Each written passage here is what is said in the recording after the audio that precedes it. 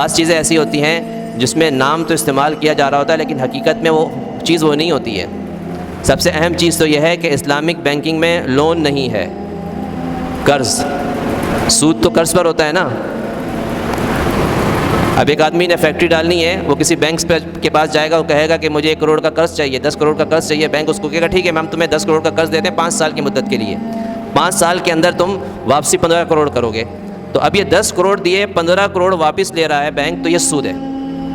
اور جو عام بینک ہیں ان کی انکم وہ یہی سود کی شکل میں اس طرح ہی ہوتی ہے، یہی ان کی کمائی ہے کہ وہ سودی قرضے دیتے ہیں۔ لیکن اسلامک بینک کے اندر کبھی کوئی بینک آپ کو لون نہیں دے گا، قرض نہیں دے گا۔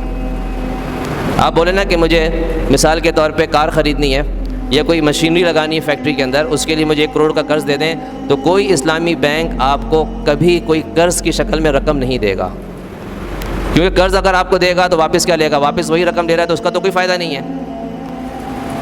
فائدہ تو اس وقت ہوگا نا کہ اس کی انکم بھی اس پر، اور انکم ہوگی تو سود ہو گیا۔ اور ایک بات یہ بھی یاد رکھیں کہ اسلامک بینک کا مطلب یہ نہیں ہے کہ وہ کوئی اس میں وہاں کوئی شرعی نظام نافذ ہے کہ آپ کو سارے وہاں کے ملازم اور شریعت کے پابند نظر آئیں گے، ایسا نہیں ہے۔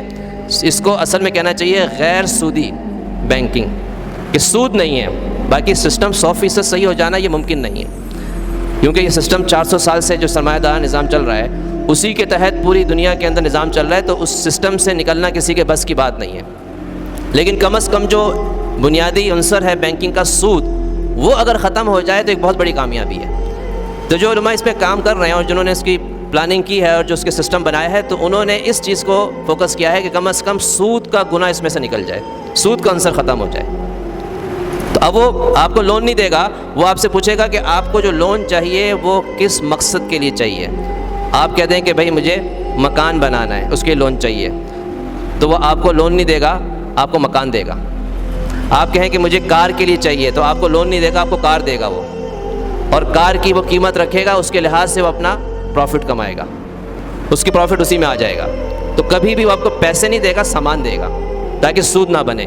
اور یہ چونکہ کوئی رفاہی ادارہ نہیں ہے، بینک جو ہے نا کوئی ویلفیئر کمپنی نہیں ہے، یہ خالص تجارتی کمپنی ہے، تو اس نے اپنی تجارت کرنی ہے۔